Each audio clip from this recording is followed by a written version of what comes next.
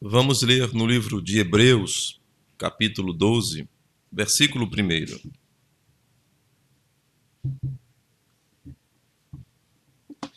Eu estou contente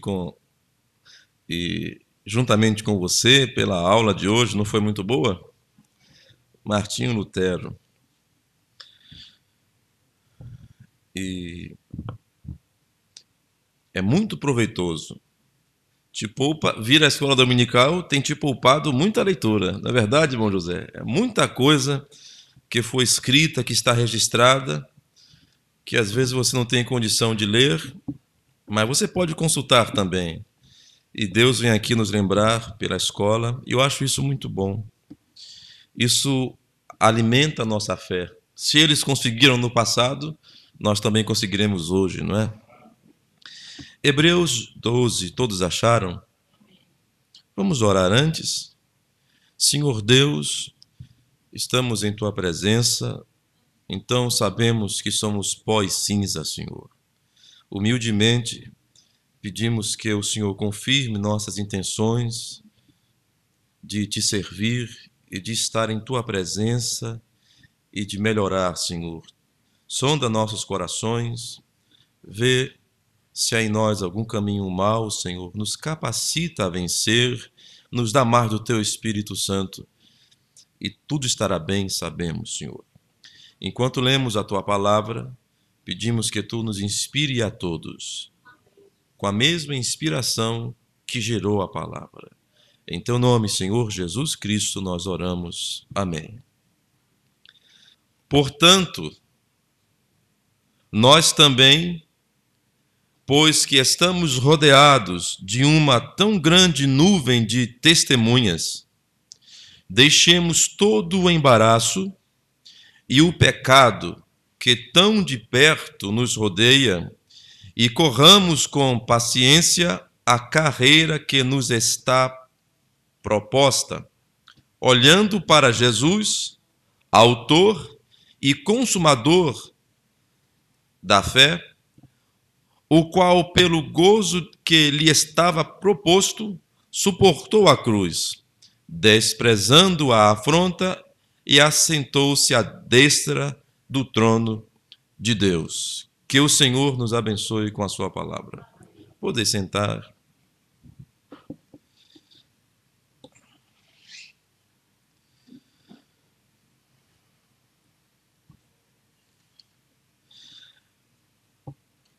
O livro de Hebreus foi escrito pelo apóstolo Paulo. Foi escrito, alguns duvidam disto, mas nós cremos que foi Paulo quem escreveu. E o tema do livro de Hebreus é justamente para mostrar aos hebreus quem era Jesus.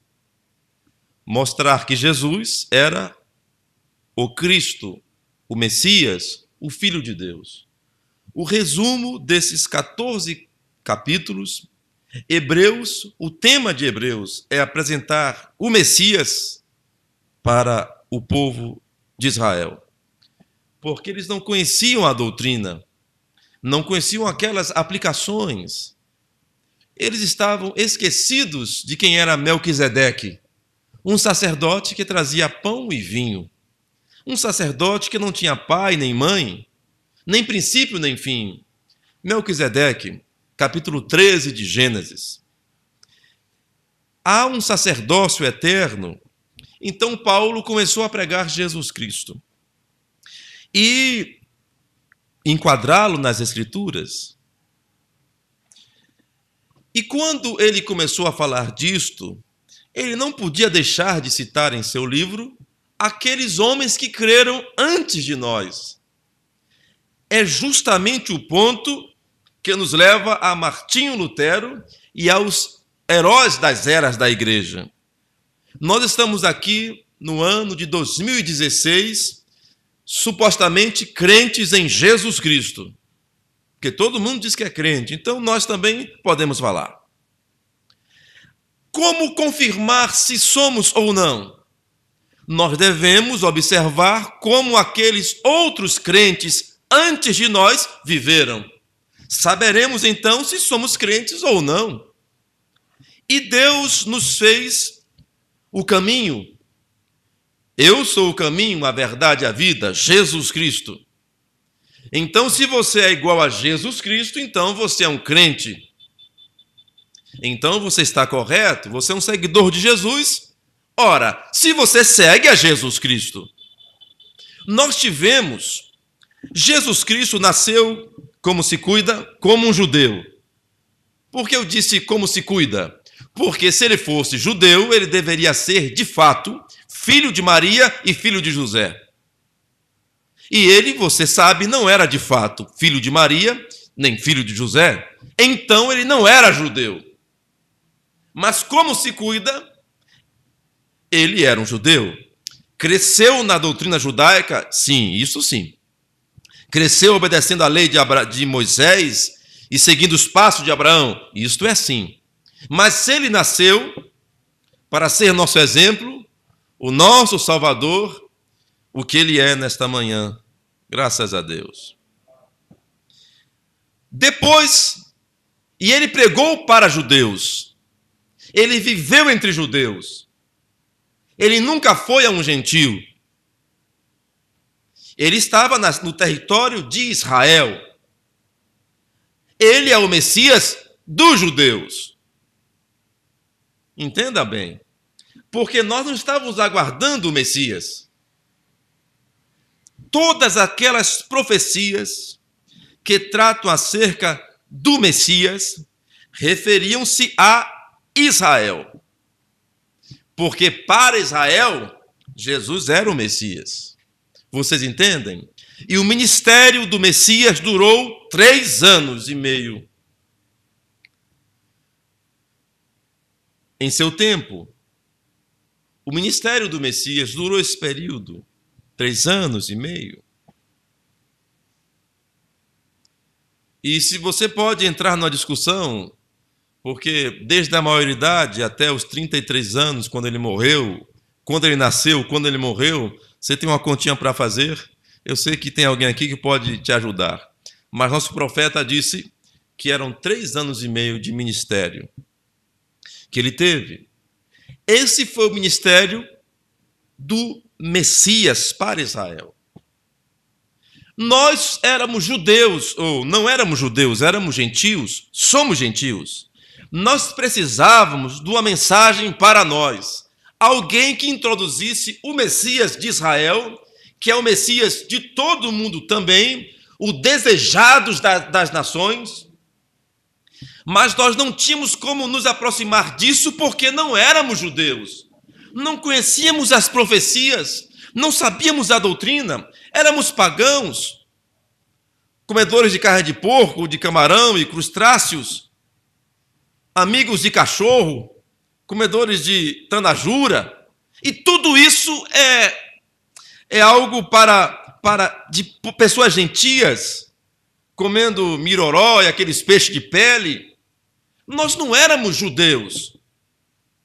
Nós não éramos e não somos, nós somos gentios. Precisávamos então que a mensagem chegasse até nós, fosse traduzida, fosse para a nossa linguagem. E Deus nos deu um tradutor, Paulo. Aleluia. Salvando Paulo, Deus pôs ele como exemplo para todo aquele que creria em Jesus Cristo para a vida eterna. 1 Timóteo 1 fala sobre isto. Assim que Paulo disse, sede meus imitadores, como eu sou de Jesus Cristo. E Paulo conhecia a doutrina. E Paulo conheceu a Jesus Cristo, não como homem, mas como ressuscitado. E por 3 vezes Paulo esteve na presença de Jesus Cristo ressuscitado. Talvez você creia que Jesus não pode aparecer para você. Talvez você creia que não pode ouvir a voz dele. Tudo bem. Você precisa ser então pentecostal antes de ser desta mensagem. Se você não crê em anjo, visões, revelações, você precisa ser um pouquinho pentecostal para depois ser desta mensagem. Você está atrasado. Muito bem, então Paulo traduziu todo aquele mundo hebraico para nós, gentios, graças a Deus. E quando Pedro estava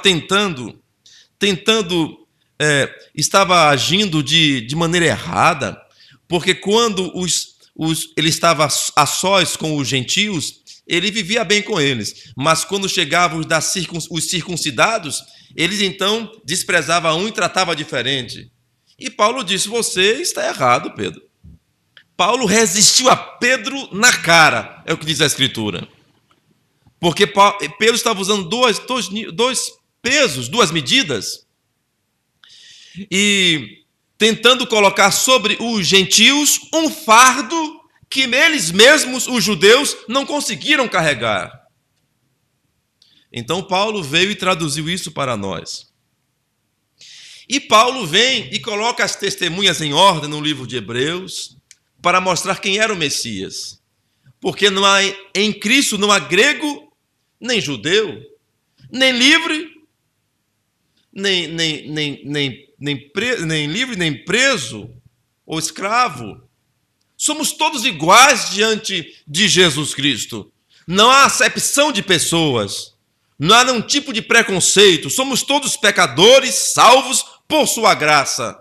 Então alguém fala: eu sou judeu, fui circuncidado ao 8º dia. Que isso importa nada? Você cumpriu toda a lei? Não, então você está igual ao gentil lá que come camarão.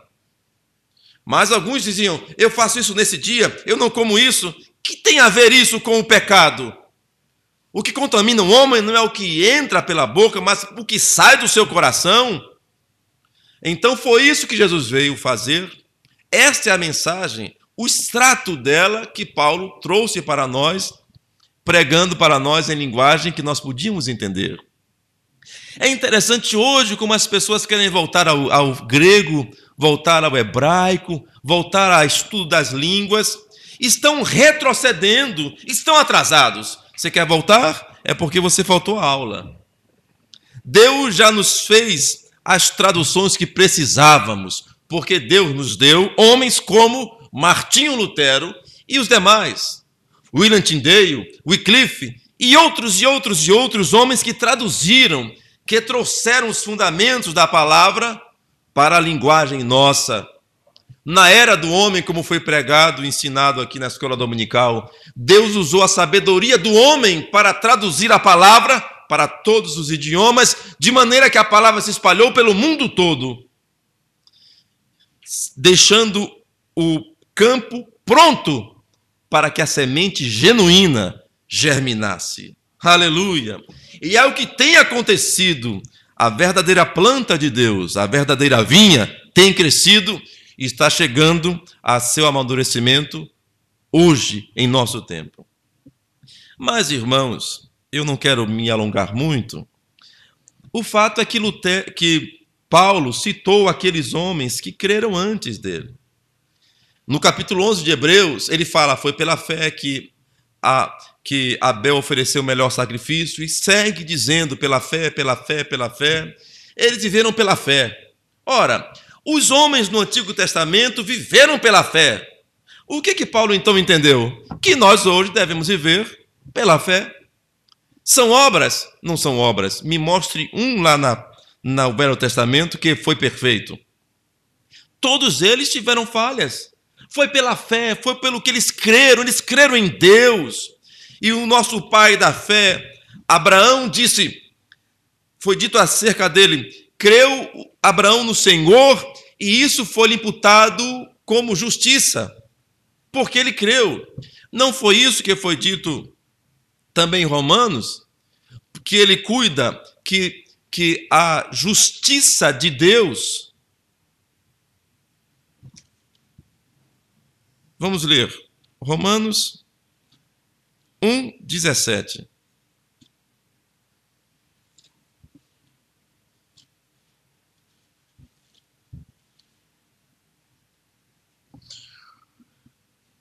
Porque nele se descobre a justiça de Deus de fé em fé. Porque nele se descobre a justiça de Deus de fé em fé. Como está escrito: mas o justo viverá da fé. Não foi lido isso esta manhã? Então, a justiça de Deus alcançamos pela fé. A fé imputou ele alcançou a justiça de Deus pela fé. Porque, de outra maneira, nenhum de nós alcançamos a justiça, a não ser pela fé. Muito bem. Então ele vem, depois de ter citado esses homens, o que nós geralmente referimos como a galeria dos heróis da fé de Hebreus 11, porque ali está a descrição de cada homem de Deus, e faltaria tempo, ele diz, para falar de todos, mas alguns ali enumerados, chamada a galeria dos heróis da fé de Hebreus 11. Quando ele termina isto, no verso 40 do capítulo 11 de Hebreus, ele diz: provendo Deus alguma coisa melhor a nosso respeito, para que eles, aqueles que viveram antes de Paulo, para que eles, sem nós, não fossem aperfeiçoados. Bem, hoje se cumpre isto mais uma vez. E agora eu quero contextualizar. Nós estamos vivendo um período importante para o nosso país. E Deus seja louvado por todas as coisas. Até o Deus seja louvado queriam tirar da nota do nosso dinheiro. Nós estamos enfrentando um momento ímpar. E nós devemos orar por quem nos dirige, por nossos líderes, sabe? Nós devemos orar pela polícia. Devemos orar. Tem muito crente debaixo daquela farda. Pelos militares. Tem muito crente. Pelos homens de bem. Pelos empresários. Devemos orar. Tem muita gente boa nesse mundo. E muita gente ruim também. Devemos orar por nossa nação, é nossa obrigação. E eu tive a oportunidade de ver esse quadro ímpar, onde esse juiz que está fazendo justiça, e todos sabem disto, que foi criticado por ser um cristão, são dois cristãos, né? O juiz e aquele procurador. Um é protestante, outro é católico. Mas são cristãos. E eu também sou cristão. Então me identifico com os dois. E é verdade. Quando fala de Cristo, estamos juntos. Quando fala de justiça, estamos juntos. Quando fala cumprir a lei, estamos juntos. Quando fala de dar o dinheiro para o povo, que é do povo, estamos juntos. É verdade. Quando fala em ser justo, estamos juntos. Então, eu pude ver, se você não viu, eu vou te contar, o juiz diante da mais alta corte do nosso país, onde fazem nossas leis, diante do Senado Federal. Bem, que assunto é esse, pastor? Me escute um pouquinho mais. E ele disse: nós estamos aqui reunidos debaixo daquela imagem. E apontou, penso que foi ele, ou se não foi ele, foi o juiz colega que estava, para uma imagem que eu não vi. Eu nunca fui no Senado. Eu já estive na chapelaria, na Praça dos Três Poderes, em Brasília, eu já estive lá. Vou dizer aos irmãos que um sentimento misto me abateu, de orgulho, de revolta, sabe? Talvez quando você for lá, não sei se você já foi, as pessoas que moram no Goiás, talvez seja bem comum, mas para mim nunca foi comum. Eu cheguei lá no coração do Brasil. Eu cheguei bem na chapelaria, onde os deputados se reúnem. Eu estive de frente onde tem a estátua da justiça com a sua venda nos olhos. Eu estive na Praça dos Três Poderes, eu estive lá. Mas eu não posso entrar. Você tem que ter autorização para entrar, não é qualquer um que pode entrar. E há um protocolo, e eu só fui conhecer. Bom, mas há visitas também lá, você pode visitar, você pode entrar. Mas não era o meu caso naquela hora. E eu nunca fui mais do que isto. E ele referiu que havia uma imagem lá em cima. E era a imagem de um homem. ou a citação de um homem, não sei bem, chamado Rui Barbosa.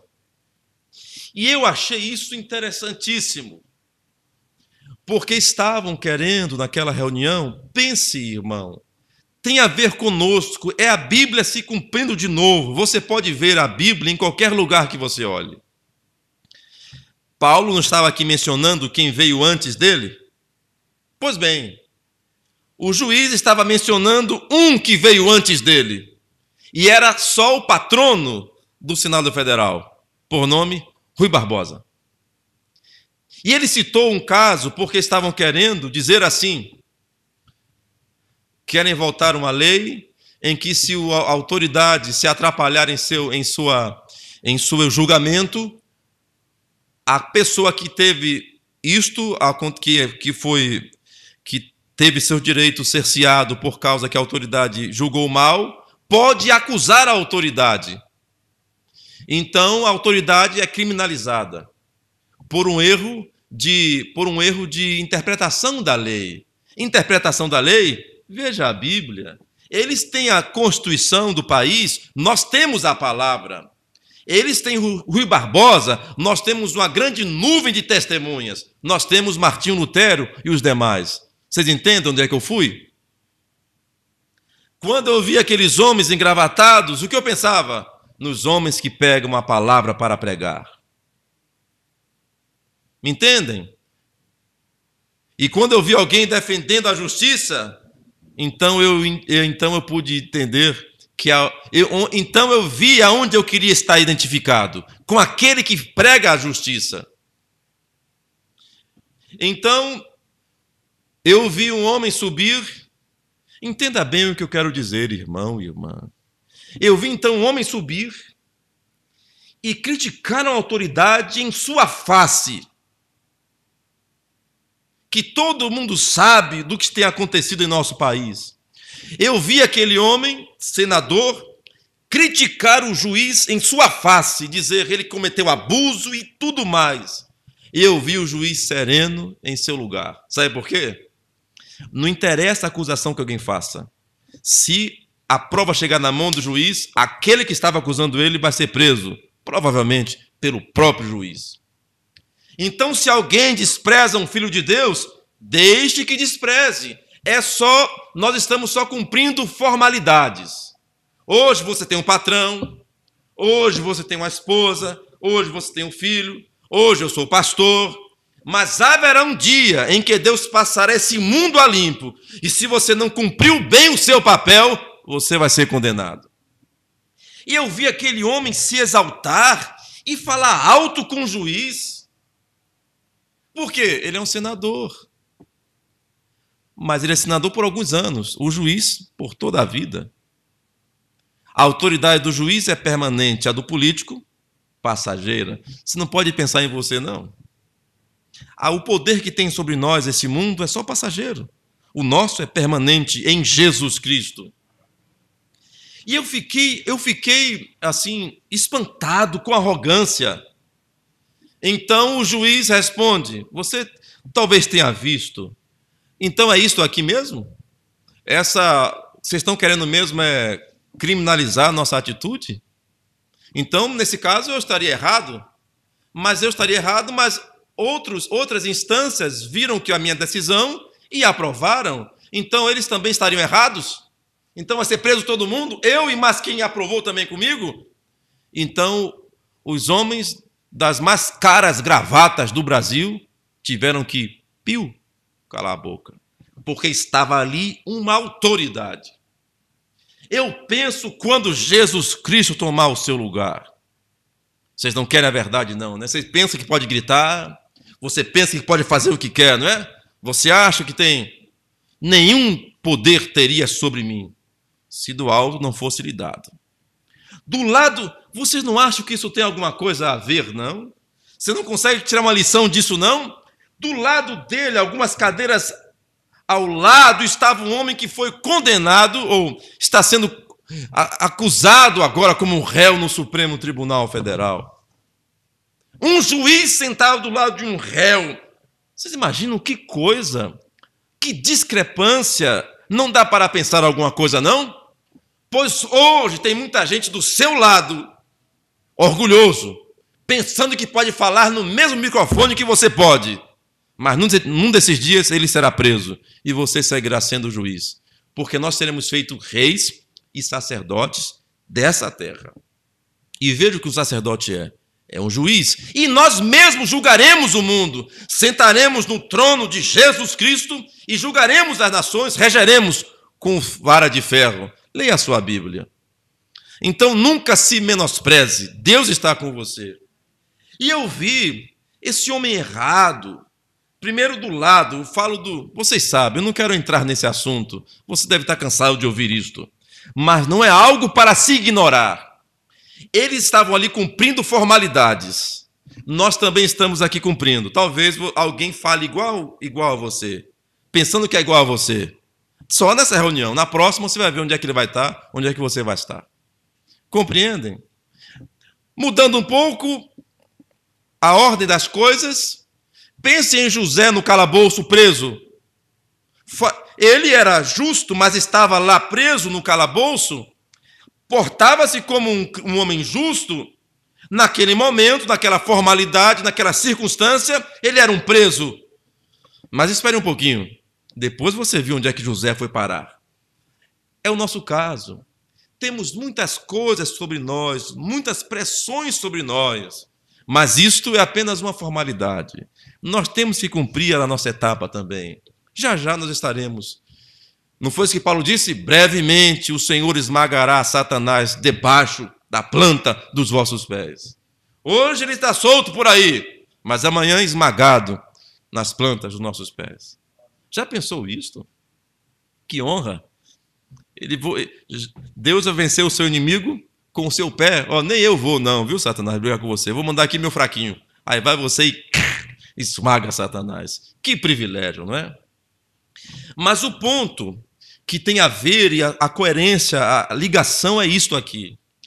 Paulo disse, estando nós cercados de uma grande nuvem de testemunhas, então o juiz foi diretamente a Rui Barbosa, porque se você quer dizer que eu estou errando a minha interpretação, ele foi diretamente às bases da justiça do nosso país e trouxe um homem que é patrono daquele lugar lá, Rui Barbosa, onde disse o seguinte: houve um problema, um processo em que um juiz, eu não sabia, não sou advogado, não sou nada, mas soube, um juiz deu uma sentença que era contrária, que a interpretação era diferente. O governador mandou acusar o juiz, e o juiz foi indiciado. Aí, quem foi defender o juiz? Rui Barbosa. E Rui Barbosa faz uma peça muito importante, um documento importante da defesa, taxando isso como crime de hermenêutica, crime de interpretação. Mas o que é que tem a ver, pastor? O juiz que estava agora no Senado, de onde Rui Barbosa era um senador, onde se tornou ícone para aquela casa, tinha falado exatamente que não se fizesse aquilo que aqueles senadores querem fazer hoje.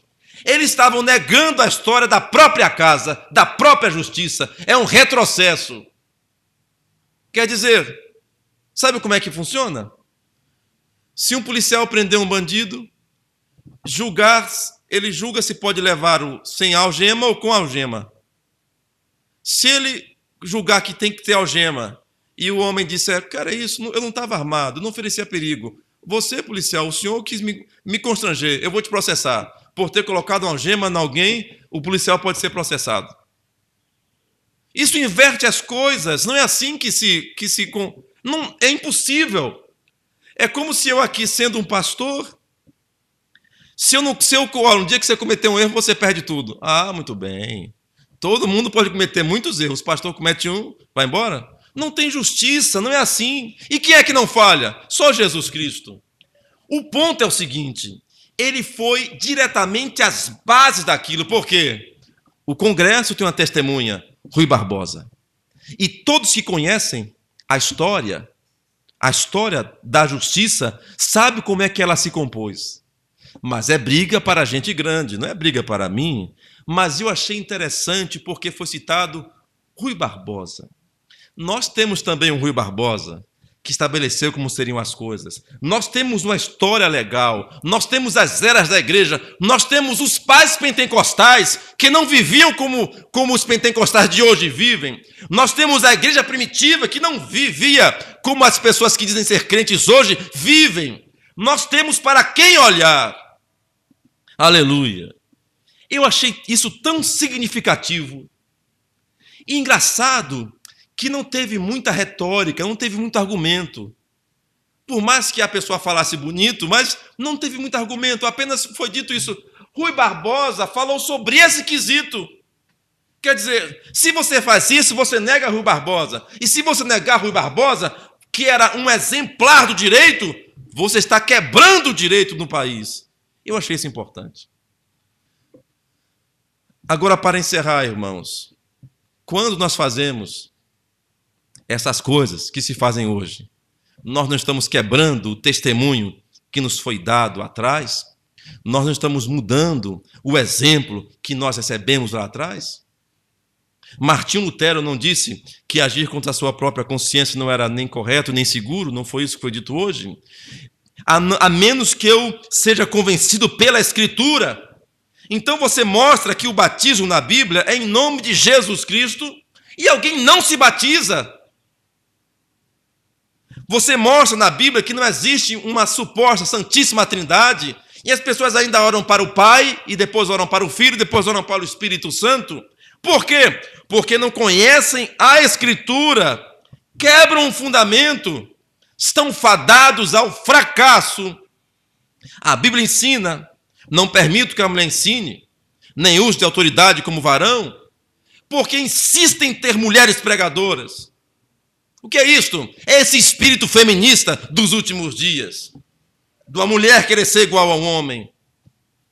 E mais, Paulo ensinou, mesmo que eu mesmo, ou um anjo do céu, venha e pregue outro evangelho, seja anátema. Hoje nós temos apóstolos, bispos sobre pastores. Isto é outro evangelho. Inclusive, um anjo apareceu por aí e visitou certo homem. Eu não quero parecer insolente, crítico, mas a história é essa, que um anjo apareceu a um homem e deu uma visão e formou sobre discipulado e assim, e aí ele montou o ministério dele e agora você tem apóstolo hoje. Tem um pastor, daqui a pouco eu não sou mais pastor, eu sou apóstolo. A minha mulher vira pastora, a esposa do apóstolo vira apóstola. Onde aprenderam isso? Isto é outro evangelho. Enchem-se de psicologia, de teologia, e você vê que as pessoas seguem às cegas, sem se importar com o que diz a Escritura. Eu quero encerrar dizendo, nós temos uma grande nuvem de testemunhas. Você pode, eu falo isso porque eu sei que está sendo gravado, nós temos a história de Martinho Lutero, temos a história de Savonarola, Martinho Lutero, Savonarola, Wycliffe, fundadores da nossa fé, modernamente. Nós temos, há cerca de 200 anos atrás, nesse período que abarca 200 anos, você pode ler a história de Moody, você pode ler a história de Charles Finney, e você vai ver o que é evangelho. Você lê a história de Wesley, John Wesley, você saberá o que é o evangelho. Lê a história de Parham e de Charles Durham, que começaram o movimento pentecostal moderno. Lê a história de Robert Evans, do movimento pentecostal de Gales. Vocês verão que o que nós temos de evangelho hoje é uma sombra de uma sombra de uma sombra. É como uma sopa feita da sombra de uma galinha, como diria o profeta. Não é o evangelho, não tem representação na história. É algo novo. É um evangelho que Paulo não pregou, então tem que ser anátema. Mas nós estamos investidos de sentimentos amorosos por não sei quem, por nossa família, por nossa igreja, que nós não deixamos a verdade. Aí que nós não abraçamos a verdade. E encerro dizendo assim, irmãos, que Martinho Lutero, ele amava a Igreja Católica, de onde ele nasceu. E ele queria reformá-la. Se você tem... Nós crescemos em nossas denominações e nós aprendemos a amá-las. Não por ser denominações, mas pelo ambiente que nós tínhamos, pessoas amadas. Mas em matéria de fé, como diz o Martinho Lutero, nós não podemos nos comprometer. Então, se eu pregar a palavra e ficar com a palavra, tenha que, se isso causa que alguém se separe de mim, que seja assim, que vão todos e que Jesus Cristo fique comigo. Lutero tentou reformar, mas a igreja não quis reforma. Ele foi obrigado. Ele, na verdade, ele queria a reforma e morreu querendo a reforma da Igreja Católica. Por assim dizer, Lutero nunca morreu luterano, ele morreu católico. Os seguidores de Lutero eram luteranos, mas Lutero mesmo era católico. Ele queria a reforma. Bem, e nós nesta manhã? O que nós queremos? Uma nova reforma que traga Jesus Cristo para os corações e mentes das pessoas, que eles ajam conforme a palavra. É o que nós queremos. Nós somos uma interdenominação. É o que nós somos. Não somos denominacionais. Qualquer um é bem-vindo em nosso meio. Amém. Aleluia. Glória ao Senhor.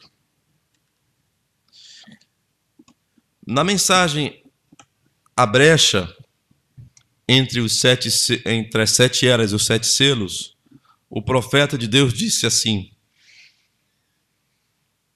ainda que a espada seja a palavra, parágrafo 15, desse livro aqui, a revelação dos 7 selos, a brecha, parágrafo 15, diz assim, o começo: ainda que a espada seja a palavra, requer-se a mão forte de fé para segurá-la ali, para trazê-la ao coração do inimigo. Amém? Talvez você tenha um bom facão em casa, bem afiado. E aí você tem um pé de aroeira no seu quintal. E aí? Quer dizer que você vai cortar o pé de aroeira, irmã? Não. Você pega o facão e bate no tronco da aroeira, ele bate lá e volta para fora. E sua mão sente todo o impacto. E você, irmão, que sabe, que pegou um facão para cortar um pé de aroeira, depois que você bateu muitas vezes com o facão, você viu que seu punho ficou doente, seu braço cansado. Não é assim? Ou um machado para você cortar uma árvore. Não adianta ter um machado afiado. Você tem que saber e ter força para usar o machado. A Bíblia é a espada afiada, mas você tem que estar preparado para empunhá-la, segurá-la. Como aquele homem guerreiro de Davi, que depois da batalha, sua mão estava tão junta com a espada que os homens tiveram que soltar a espada de sua mão. Assim devemos ser hoje, nesta ocasião, segurar tão firme a palavra de Deus, que não seja possível você mesmo soltar. E bem, e para que você quereria soltar a palavra, se estamos no meio da luta? Que Deus nos ajude, irmãos, que Deus nos conceda observarmos os exemplos que nós tivemos. Os exemplos de justiça, sinceridade, de cristianismo. Tantos exemplos. Alexandre Campbell, quando você lê a história desses homens, você vai encontrar a sua história. Você será identificado em algum lugar. E você se colocará muito bem nesta manhã entre nós, porque você vai entender o que nós estamos pregando. Porque você vai ver a mesma coisa em outros momentos da igreja. Que Deus nos ajude. Fiquemos de pé.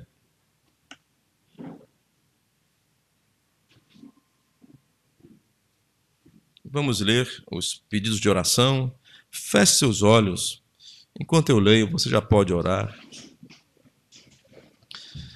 Peço que os irmãos orem por Jorge, que está hospitalizado com suspeita de um tumor na coluna vertebral. Irmão Creginaldo. Amém. Vamos orar. Senhor Deus, eu lembro, Senhor, desse Jorge,